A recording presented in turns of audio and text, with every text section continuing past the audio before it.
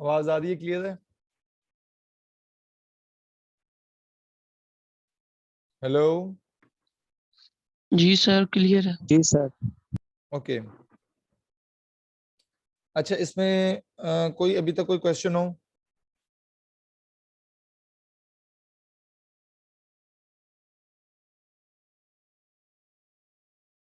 No sir. ठीक है। कोई उसमें सॉल्व किया था आप लोगों ने, वो हो गया था इजीली?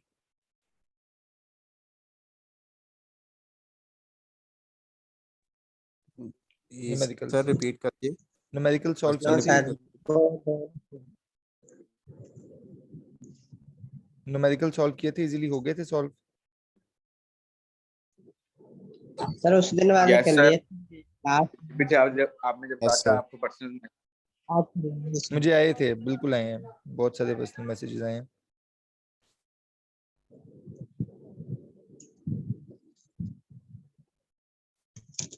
सर आपने चेक किए थे, ठीक थे वो सोल्व हुए हुए? हाँ जी। इसके साथ आंसर दिया होता है, आपने आंसर चेक नहीं किया? आंसर दिया होता है ना न्यूमेरिकल्स में आमतौर पे साथ, आई थिंक। देखिए यहाँ पे दिया हुआ, ये देखिए आंसर दिया हुआ।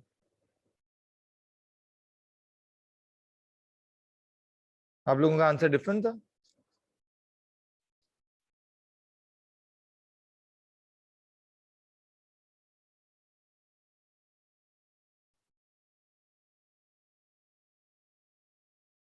Hello.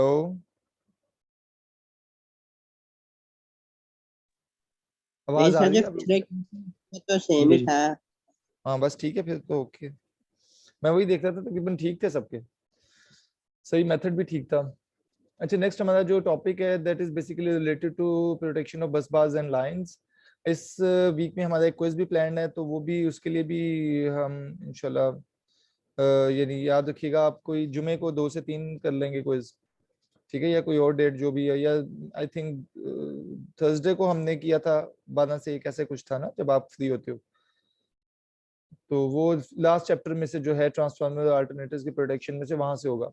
Next, protection of bus bar and line में से हमारे पास बस बार जो हैं, ये लाइंस हैं, ट्रांसमिशन लाइंस, ये बहुत अहम है हमारे पूरे पावर सिस्टम के अंदर। जो बस बार्स हैं बेसिकली ये लाइंस से ही हमारे जो सब स्टेशन के अंदर ली होती हैं, कॉपर की बनी होती हैं प्लेट्स टाइप, यानी एक यानी बस बार को आप समझ लें कि एक किस्म का, इस पे से टैपिंग्स हम लेते हैं ताकि इस पे करंट और वोल्टेज की वैल्यूज मेजर करके उसके अगेंस्ट हम फंक्शन कोई ना कोई परफॉर्म करवा सकें स्टेशन के अंदर। जितनी वैल्यूज हैं वोल्टेज की, करंट की, पावर एंगल है आपका, जो पर फैक्टर है, उसके अलावा जो आपकी पावर ओवरऑल, वो सारी हम इन बस बार्स के थ्रू हम ये डाटा रिसीव कर रहे होते हैं। अब ट्रांसमिशन लाइन है जो हम एक से दूसरी जगह भेजते हैं। अब इनमें डिफरेंस क्या है कि ट्रांसमिशन लाइन में हम कॉपर की इसलिए नहीं यूज करते कॉपर, क्योंकि कॉपर एक तो महंगा बहुत है, दूसरा उसकी टेंसाइल स्ट्रेंथ इतनी ज्यादा है कि वो टूट सकता है ना। यहाँ पे हमें कोई ऐसी चीज चाहिए जो एक हमारे टावर से दूसरे टावर तक वहां पे हमें कोई टेंसाइल स्ट्रेंथ हो, यानी उसकी जो, और दूसरा उसमें फ्लेक्सिबिलिटी भी हो।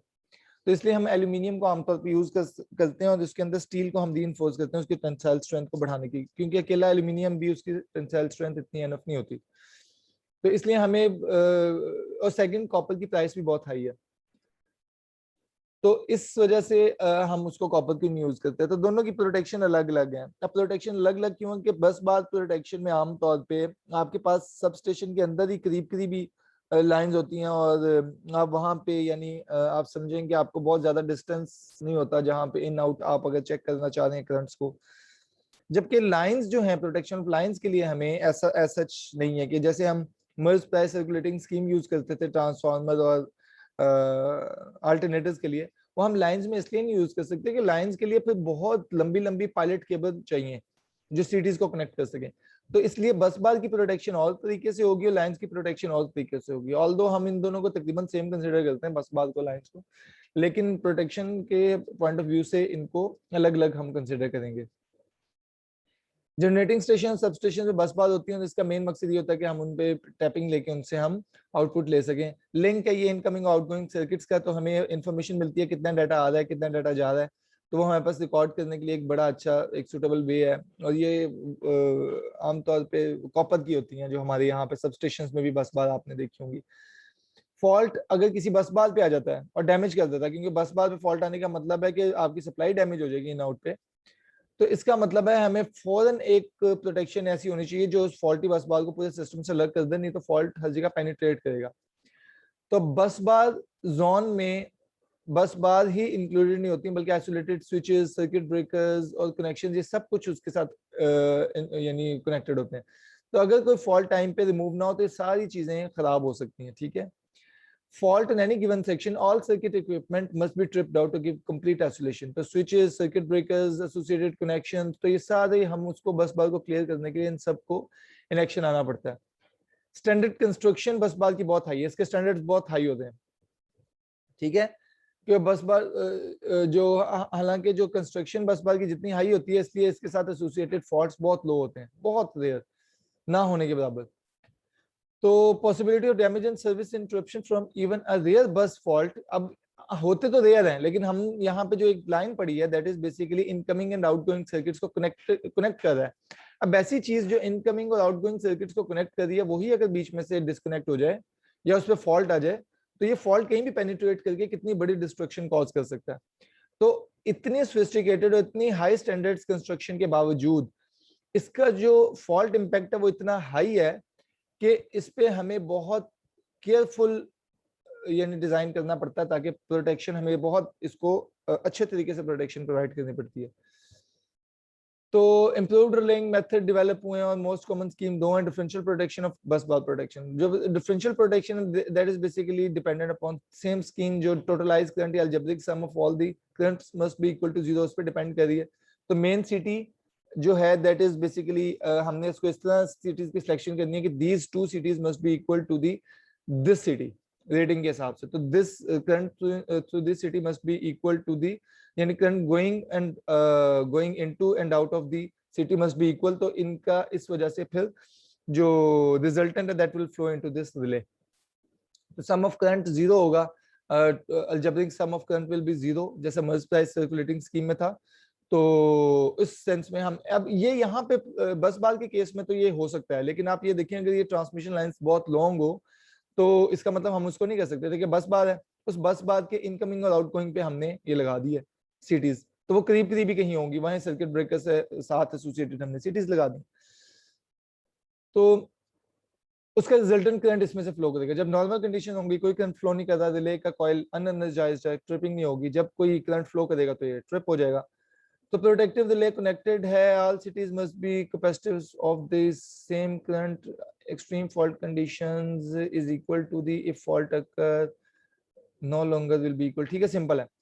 फॉल्ट बस प्रोटेक्शन, फॉल्ट बस प्रोटेक्शन जो है ये अर्थ फॉल्ट्स के लिए आमतौर पे है, क्योंकि आमतौर पे ये कहा जाता है कि जो फेस टू फेस फॉल्ट है वो भी इवेंचुअली अर्थ फॉल्ट पे ही कन्वर्ट होगा। तो आमतौर पे वो फॉल्ट्स जो अर्थ फॉल्ट्स हैं उनके लिए ये फॉल्ट बस प्रोटेक्शन सिस्टम यानी हम यूज करते हैं। इसमें हम क्या करते हैं कि एक मेटल को हम बस के साथ साथ हम उसको ले जाते हैं। अब कोई भी अगर, और उसको हमने ग्राउंड किया होता है, अगर कोई भी बस बार टूटती है, कोई शॉर्ट सर्किट हो जाता है, तो वो डायरेक्टली उस मेटल के साथ कनेक्ट होती है और वो उसको ग्राउंड कर देती है। Surrounding conductor through out entire in the bus structure, यहाँ पे कहीं ये देखिए जैसे ये कंडक्टर्स है आपके, ये बस बार है। तो बस बार में हमने ये सपोर्टिंग स्ट्रक्चर हमने उसको दिया है कि यहाँ से ये बस बार के साथ साथ विद इंसुलेटर के साथ, कि इसके साथ डायरेक्ट कनेक्शन नहीं है, डायरेक्ट कनेक्शन होगा तो फिर तो ये यानी सब कोई ग्राउंड कर देगा करंट को। तो ये उसके साथ साथ इंसुलेटर की मदद से साथ उसकी लाइन जा रही है। और ये बेसिकली क्या कहता है कि अगर कोई फॉल्ट आता है तो अर्थ फॉल्ट आता है, तो वो अर्थ फॉल्ट इसके साथ बेसिकली कनेक्ट होगी, कनेक्ट होकर वो ग्राउंड हो जाएगा। और ये सारे का सारा सपोर्टिंग स्ट्रक्चर कनेक्टेड है एक सिटी के थ्रू। तो इसमें जब तक कोई भी बस बार टूट के इसके साथ टच नहीं होती, यहाँ पे कोई करंट फ्लो नहीं करेगा।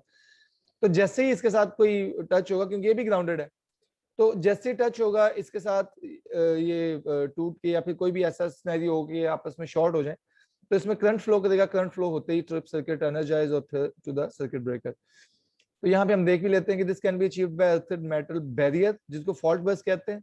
वो हम हर कंडक्टर के थ्रू एंटायर लेंथ पूरे बस स्ट्रक्चर में हम उसके साथ साथ मूव करते हैं। इस अरेंजमेंट से यानी हम हमारे पास कोई भी कंडक्टर अर्थ मटेरियल है उसमें कनेक्शन इन्वॉल्व होना चाहिए।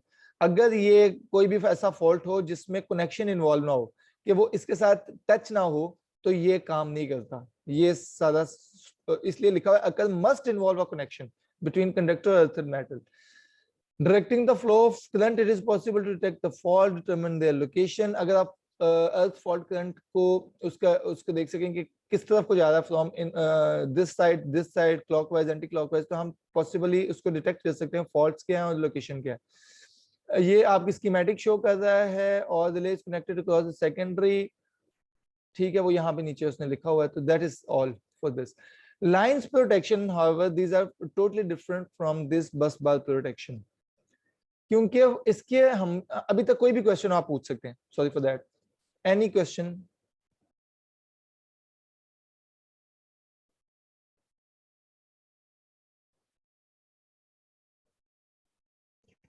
No, sir. Okay, thank you. यानी इसका मतलब क्लियर है? Yes sir. Good. Yes, sir. इसमें हमारे पास सेकंड है protection of lines. Protection lines में हमारे पास डिस्टेंस ज्यादा है, लेंथ ज्यादा है। और फिर सबसे बड़ी बात है कि यहाँ पे हमारे पास जो एटमॉस्फेरिक कंडीशंस नहीं होती, इनसाइड हमारे पास कंट्रोल्ड एनवायरनमेंट होता है। ये एक्सपोज टू एनवायरमेंटल कंडीशंस भी है, इसमें आंधियों का भी मुकाबला करना है, इसमें अपना बारिश भी आएगी, बर्फ भी जमती है लाइंस के ऊपर, ठीक है। तो ठंड और गर्मी जो है, ये इन इस तरह की क्लाइमेटिक कंडीशंस में बारिश है, कभी फॉग है, तो इस तरह हमारी lines are totally different from bus bar. तो इसके लिए हमें फिर different schemes according to our requirement हम उसके लिए करते हैं। तो हम इसलिए फिर हम सारी चीजें वो पढ़ते हैं जो इसमें इन्वॉल्व हो सकती हैं, ठीक है। रिक्वायरमेंट फॉर क्योंकि no application to the comparative simple cases, many protection scheme, this has called for many protective schemes which have no application to simple cases of alternator transformer। जो हमारे simple cases थे alternator transformer में, तो हमने simple जो merge price circulating scheme और इस तरह की मुख्तलिफ schemes हमने यूज कर ली, बुकल्स डिले थी और इस तरह की चीजें थी। लेकिन यहाँ पे वो कहता है हमें कुछ कॉम्प्लिकेटेड फीचर्स हैं जिसकी वजह से हम सिंपली इसी तरह हम इस्तेमाल भी कर सकते हैं उसको, क्योंकि लेंथ भी ज्यादा है और फिर इसके साथ एसोसिएटेड कॉम्प्लेक्सिटीज हायर है। तो इवेंट ऑफ शॉर्ट सर्किट, जो शॉर्ट सर्किट का इवेंट है उसमें सर्किट ब्रेकर जो बिल्कुल फॉल्ट के करीब है वो ओपन होना चाहिए, और फिर तमाम वो सर्किट ब्रेकर्स जिनके जो उसके अलावा वो क्लोज रहने चाहिए, ठीक है। उसके बाद नियरेस्ट ब्रेकर अगर फेल हो जाए तो बैकअप प्रोटेक्शन हमेशा होनी चाहिए। हमने देखा था कि बैकअप प्रोटेक्शन रिलेज के केस में, रिलेज के चैप्टर में लास्ट जो टॉपिक था that was related to primary protection and backup protection. तो प्राइमरी प्रोटेक्शन मस्ट ऑपरेट अगर आपने एक खास पार्ट ऑफ द सिस्टम को अलग करना। फॉर एग्जांपल आपके घर में अगर 10 कमरे हैं, 10 कमरों में से किसी एक कमरे में कोई शॉर्ट सर्किट होता है, कोई प्रॉब्लम होता है, आग लग जाती है, तो उस कमरे का सर्किट ब्रेकर ऑपरेट करना चाहिए ताकि बाकी पूरे घर में सप्लाई आती रहे। लेकिन अगर वो फेल हो जाए किसी वजह से, तो फिर हमारा मेन सर्किट ब्रेकर ट्रिप करेगा और डेफिनेटली उसको हम कुछ ना कुछ टाइम डिले देंगे। जो हमारे यानी हम different time delays 0.4 second, 0.5 second, 0.3 second, we can give different time delays.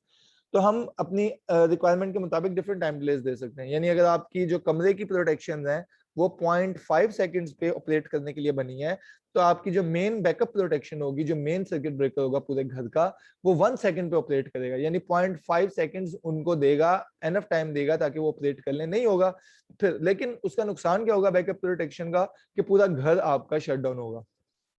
तो इसलिए प्राइमरी प्रोटेक्शन मस्ट ऑपरेट करनी चाहिए, लेकिन अगर किसी सूरत हो जाती है तो हमें बैकअप प्रोटेक्शन भी देनी चाहिए। रिले ऑपरेटिंग टाइम को हमने इतना शॉर्ट रखें ताकि आप सिस्टम स्टेबिलिटी को प्रिजर्व कर सकें, ठीक है। कि ये ना हो कि आपने रिले ऑपरेटिंग टाइम को इतना रख दिया है कि आपका फॉल्ट पेनिट्रेट करके सिस्टम के अंदर चला गया है और उसकी वजह से आपका सिस्टम ही डिस्टेबल हो जाए। सिस्टम डिस्टेबल होने का फिर तो हमें कोई फायदा ना हुआ प्रोटेक्शन का। तो that is basically these are some cases जो यहाँ पे डिस्कस हुए हैं। हमारे पास डिफरेंट हमारे प्रोटेक्शन स्कीम्स है, इम्पीडेंस है, डिफरेंशियल प्रोटेक्शन है, डायरेक्शनल है, नॉन डायरेक्शनल है। तो इसको हम जो रिप्रेजेंट करते हैं, रिप्रेजेंट किस तरह करते हैं कि ओवर करंट नॉन डायरेक्शनल को हम लिखते हैं कि दोनों डायरेक्शंस में काम कर रही है। देखिए हमने दोनों तरफ एरो बनाया, इसका मतलब नॉन डायरेक्शनल है। डायरेक्शनल रिले को हम एक एरो से रिप्रेजेंट करेंगे और बताएंगे कि इस यहाँ पे नॉर्मल फ्लो ऑफ करंट है, इसके ऑपोजिट अगर फ्लो करेगा तो ये ऑपरेट करेगी, दैट इज बेसिकली डायरेक्शनल। अगर हमने शो करना हो कि डायरेक्शनल करंट है तो हम एक तरफ फ्लो ऑफ करंट बनाएंगे। ये भी डिफरेंशियल रिले है, इसका मतलब है कि नॉन डायरेक्शनल लेकिन क्रॉस बीच में बना हुआ है, इसका मतलब है कि that is basically differential relay जो दो क्वांटिटीज को, दो फेजर क्वांटिटीज के सम या डिफरेंस पे ऑपरेट कर रही है। इंपीडेंस रिले इन नहीं है, ये IM है, IM, it is not N, it is M। तो impedance relay is basically distance relay जो हमने देखी थी V over I पे। तो ये चार रिलेज हैं जिनके सिंबल आपने देखेंगे, Z डिफरेंशियल X डायरेक्शन में एक एरो, ओवर करंट डायरेक्शन में सिंपली दो एरो। तो ये हमारे पास protection problem quite different from the protection of station operators such as generator, transformer, bus bar. इससे ये अब जनरेटर, ट्रांसफार्मर, बस बार ये आमतौर पर हमारे स्टेशन ऑपरेटर्स होते हैं, सब स्टेशन पे पड़े होते हैं, हमारे स्टेशन पे पड़े होते हैं, जनरेटर्स होते हैं, ट्रांसफार्मर्स होते हैं, बस बार होती हैं, तो उनकी हमने प्रोटेक्शन अभी तक देखी।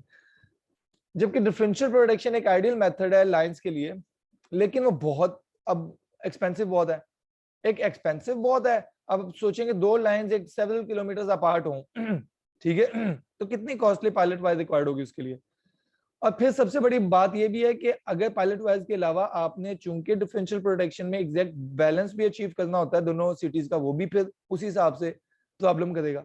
यानी अगर आप किसी तरह वो कॉस्ट पायलट वाइज की कर भी लेते हैं, इवन देन आपके जो कैपेसिटिव करंट है एग्जैक्ट मैचिंग के बावजूद जो कैपेसिटिव करंट है वो कितना प्रॉब्लम करेगा, जिसके लिए हमने आपको याद होगा ट्रांसलेट स्कीम इंट्रोड्यूस करवाई थी ताकि हम कैपेसिटिव करंट्स का मुकाबला कर सकें। तो वो कितना प्रॉब्लम है। फिर थर्ड चीज के एग्जैक्ट उनका बैलेंस इन बिटवीन के बिल्कुल दरमियान में, अगर यहाँ भी आपकी सिटी है इधर भी सिटी है तो बिल्कुल हमें दरमियान में हमने अपनी रिले की कॉइल अटैच करनी होती है ताकि लेफ्ट राइट साइड पे बराबर हो, इवन करंट फ्लो करे ना, तो वो एग्जैक्ट मैचिंग। तो इसमें कई कई किस्म की हमें प्रॉब्लम्स इसके साथ एसोसिएटेड है। तो इसके लिए फिर हम लेस कॉस्टली मेथड्स पे we opt to actually less costly method, जिसमें एक्सपेंस उसने सबसे मेन क्या, बाकी चीजें उसने एक्सप्लेन नहीं की, लेकिन एक्सपेंस के अलावा भी काफी चीजें हैं। तो ये टाइम ग्रेडेड और इस तरह की differential protection, distance protection, so we have this type of things. So time graded overall protection सबसे पहले हम पढ़ते हैं। टाइम ग्रेडेड ओवरऑल प्रोटेक्शन में हमारे पास फर्ज करें यानी इसमें जो टाइम डिस्क्रिमिनेशन है ना वो हम उसको शामिल करते हैं, लेकिन time discrimination in a sense के रिलेज को हम डिफरेंट टाइम पे डिफरेंट ऑपरेटिंग सेटिंग्स के लिए हमने उसको सेट कर दिया पूरे overall through out the length, ठीक है, थ्रू आउट द लेंथ हम उसको डिफरेंट। तो वो बेसिकली क्या कर रहे हैं कि नॉन डायरेक्शनल रिलेज यूज कर रहे हैं, ये देखिए ऊपर जैसे लिखा और उसके ऊपर उसकी टाइम सेटिंग लिखी हुई है, ठीक है। तो हमने टाइम सेटिंग सिर्फ इसलिए की होती है ताकि आपका जो smallest part of the overall setup है वो डिस्कनेक्ट हो सिस्टम में से, इसलिए हमने टाइम ग्रेडिंग की होती है। क्योंकि अगर ए ऑपरेट करेगी तो आप देखें कितना बड़ा हिस्सा डिस्कनेक्ट होगा, तो डी होगा, तो हम इसलिए हमने कोशिश करते कि डी सबसे पहले ऑपरेट करे ताकि बाकी सिस्टम में से ये वाला हिस्सा डिस्कनेक्ट हो, बाकी ऑन रहे। तो just for the sake of understanding, यहाँ से मे बी टैपिंग्स ले रहे हो हम, तो ये जस्ट अंडरस्टैंडिंग के लिए। तो smallest part of the system is isolated, ये लिखा भी हुआ यहाँ पे। In other words time setting is graded even in the case of fault. So radial feeder हमारे पास वो फीडर होता है जिसमें हम फ्रॉम सिंगल पॉइंट हम पास करें, मतलब जनरेटर है, जनरेटर से हम आगे ट्रांसमिट करें, ये एक ही पॉइंट से फीड हो रही है हमारी लाइन। तो इसमें हमारे पास हम देखिए नॉन डायरेक्शनल हमने यूज किया है, तो इसको हमारे पास टाइम ग्रेडेड प्रोटेक्शन, हमारे पास जो ये वाला सर्किट है बेसिकली इसके साथ ताल्लुक नहीं है इसका, वैसे ये हमारी डेफिनेट टाइम रिलेज है। डेफिनेट टाइम रिलेज में क्या होता है कि हमने हर रिले को एक डेफिनेट टाइम दे दिया है कि आप फॉल्ट की इंटेंसिटी जितनी मर्जी हो, फॉल्ट बेशक 1000 एम्पियर्स का है या 1000 किलो एम्पियर्स का है, जितने मर्जी हाई इंटेंसिटी लो इंटेंसिटी हो, आपकी रिले ने 0.5 सेकंड या 1 सेकंड या 2.5 और 2, इसको हम कहते हैं डेफिनेट टाइम रिले, ठीक है। टाइम ग्रेडिंग जो है इसकी ये डेफिनेट टाइम रिले जो नीचे लिखा हुआ है ये उसकी पिक्चर है बेसिकली। तो it has disadvantage that the continuity of supply can not be maintained. Time graded protection can be achieved by definite time inverse time. तो first of all definite time relay जो हमारे पास ये है, तो इसमें हमारे पास ओवर करंट प्रोटेक्शन है रेडियल फीडर की डेफिनेट टाइम रिलेज की मदद से नॉन डायरेक्शनल हमने रिलेज यूज की हैं, और इसमें तकरीबन जो ऑपरेशन है वो उसका फिक्स है। आवाज सबके लिए कट रही है, आवाज थोड़ी सी कट रही है। अच्छा, तो बाकी जो हैं वो बाकियों को ठीक है, किसी को ठीक आ रही है? एनीवन? सबके लिए प्रॉब्लम आ रहा है? ओके, इसको ना चले मैं ना ये सर डिस्टॉर्ट होती है थोड़ी थोड़ी सर आवाज ना। अच्छा चलो मैं ना ये कोशिश करता हूँ कि प्रॉब्लम सॉल्व ना हुआ तो मैं इसको ना फिर हम वाइंड अप करते हैं, अगर ना हुआ तो मुझे बताना, फिर हम इसको वाइंड अप कर लेंगे, क्योंकि ये प्रॉब्लम आज आ रहा है नेट पर का ना, तो मेरे पास अभी अल्टरनेटिव भी अवेलेबल नहीं है। अच्छा, use definite time delay. Definite time में हमारे पास ग्रेडिंग है, देखिए 0.5 जो सबसे ऑपरेटिंग टाइम जिसका काम है, डिस्टेंस जितना ज्यादा है उतना ऑपरेटिंग टाइम हमने कम रखा है। इससे हमें पता चलता है ग्राफ से, जितना डिस्टेंस अवे होगा जनरेटर से, जितना डिस्टेंस अवे होगा उतना हमने ऑपरेटिंग टाइम कम रखा है। ये डेफिनेट टाइम डिले में हम ये स्कीम यूज करते हैं, और जितना जनरेटर के पास है उतना हमने ऑपरेटिंग टाइम ज्यादा रखा है। ठीक है, तो जैसे जैसे आप अवे मूव करेंगे from the generator, the operating time will become lesser, क्योंकि रेजिस्टेंस इंक्रीज हो रही है, सारी बात। तो definite time delays, the relay operation आपका फिक्स है। रिले डी का तकरीबन 0.5 सेकंड है, सी का 1 सेकंड है, तो 0.5 सेकंड्स का डिफरेंस है डी से ए तक।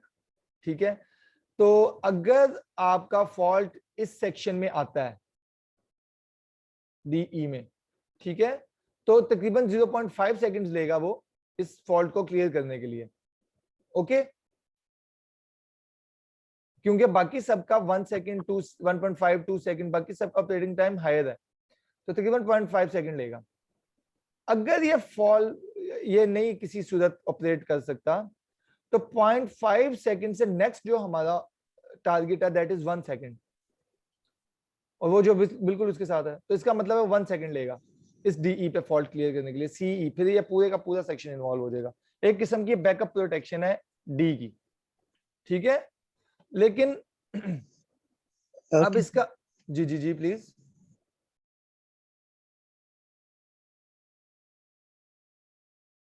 लेकिन इसमें प्रॉब्लम ये होता है कि जैसे हमारे फीडर्स जो हमारे फीडर सीरीज में है, जैसे यहाँ पे आप देख लें, तो ट्रिपिंग टाइम जो सप्लाई के पास है वो तकरीबन 2 सेकंड लेगा। ऐसी है ना, ये एक डिसएडवांटेज है कि अगर हम इस तरह प्रोटेक्शन करते हैं कि जो fault occurring near to the generating station, it will take 2 seconds.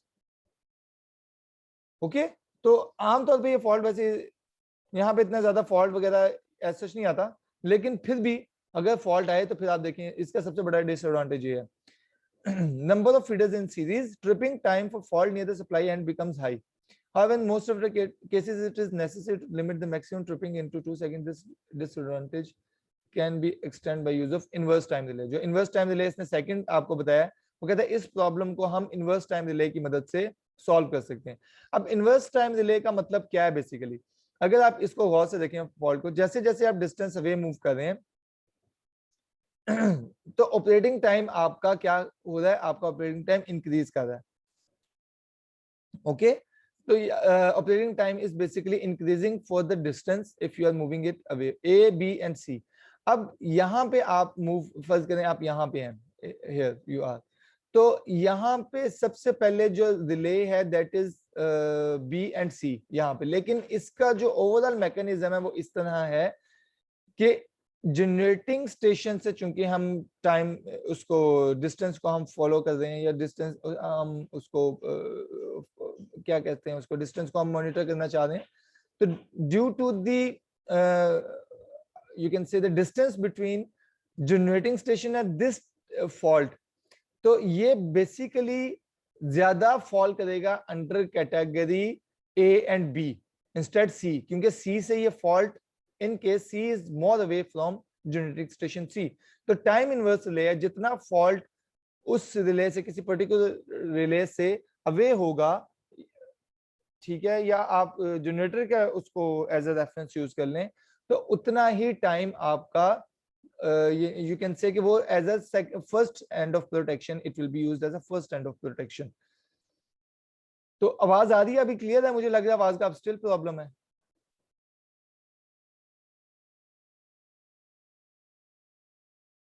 हाँ नहीं सर क्लियर। सर अब अभी क्लियर है? अब तो क्लियर आ रही है। ये सर ओके, यहाँ पे आप देखेंगे over current protection delay using inverse time delay in which operating time is inversely proportional to the operating current. Operating current. So inversely proportional operating current के मतलब कि जो आपका इन्वर्स टाइम रिलेज के जो टाइम है, ऑपरेटिंग टाइम है, अगर ऑपरेटिंग करंट हाई होगा तो टाइम कम लगेगा, ठीक है। ऑपरेटिंग टाइम हाई होगा तो करंट कम लगेगा, लेकिन डिस्टेंस अगर ज्यादा है, यू कैन सी हियर कि अगर डिस्टेंस इंक्रीज कर रहा है तो operating time is taking much more time. So with this arrangement, the farther the away from the shorter is the delay operating time. जब सर्किट ब्रेकर आपका generating station से जितना अच्छा, यहाँ पे जो ऑपरेटिंग टाइम आप अगर देख सकें ए बी और सी का, तो जैसे जैसे ये जैसे हम अवे मूव कर रहे हैं तो ये उतना ही ज्यादा टाइम ले, सॉरी ज्यादा नहीं, कम टाइम ले रहा है। It is taking inverse time delay का मतलब ये होता है जितना डिस्टेंस आपका जनरेटिंग स्टेशन से ज्यादा है उतना ही कम टाइम ले रहा है। Sorry for that, come inverse का मतलब ये है ना, इनवर्स का मतलब है कि उतना टाइम कम लेगा जितना जनरेटिंग स्टेशन से टाइम अवे अवे उसके साथ, ठीक है। तो it is taking less time. तो 3 relays are summed. A fault in section BC will give relay times which have allowed circuit at B to trip out before BA, ठीक है। तो यहाँ पे आप गौर से देख भी सकते हैं क्योंकि यहाँ पे C का फिर इन्वॉल्वमेंट इतनी ज्यादा नहीं है क्योंकि C is away from generator G। तो अगर यहाँ पे फॉल्ट आता है तो इसका मतलब है as a primary protection B will operate, otherwise अगर ये फेल हो जाती है तो A will operate क्योंकि distance from G will count। तो C वैसे ही यहाँ इस फॉल्ट के केस में B और C के दरमियान फॉल्ट के केस में ये आउट है क्योंकि B will operate first and A will operate second, क्योंकि इनवर्स टाइम रिलेशनशिप में हमने इसको इस तरह देखा होता है कि जैसे जितना दूर मूव करे उतना ही टाइम कम लगे। तो इसका मतलब है कि अब हमारा ये प्रॉब्लम कैसे सॉल्व हुआ कि यहाँ पे अगर फॉल्ट आता है तो ये डेफिनेट टाइम में तो 2 सेकंड इसने लेने ही लेना है, लेकिन अगर यहाँ पे इस केस में यहाँ पे फॉल्ट आता है तो ये डिस्टेंस कम है, शॉर्ट है, तो इसका मतलब है उतना ही कम टाइम लेगा, ठीक है। ओके, क्लियर है ना? हेलो, आप लोग आज सुस्त हो? सर फिर वही आवाज का मसला होने लग गया। अच्छा, इसको ना हम इंशाल्लाह नेक्स्ट उसको देखेंगे, तो ये मीटिंग में एंड कर दूं। ओके, नो प्रॉब्लम, हम इसको नेक्स्ट इंशाल्लाह देख लेंगे, ठीक है। ओके, आज के लिए बस इतना ही है, हम नेक्स्ट जी इंशाल्लाह पे इसको सर, देखेंगे। बेसिकली आज 5 घंटे का लेक्चर होता है इसलिए वो तबीयत नहीं रहती बंदे की। ठीक है, कोई बात नहीं, हम इंशाल्लाह इसको फिर देख लेंगे। अपने माइक म्यूट कर ले, मैं इसकी अटेंडेंस ले लूं और फिर हम खत्म करें अटेंडेंस। बल्कि मुझे लाइव ही बता दो यार, अटेंडेंस मुझे आप, मैं अटेंडेंस ले भी लूं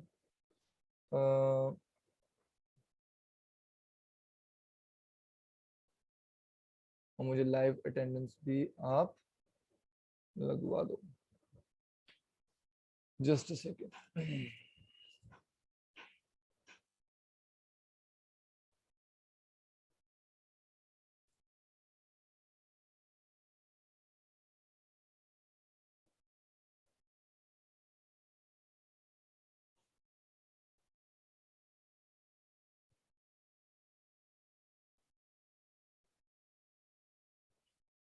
जी, Daniyal Hussain.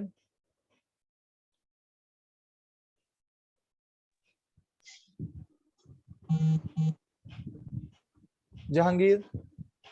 Present sir. Waqas. Yes sir. Maaz. Present sir.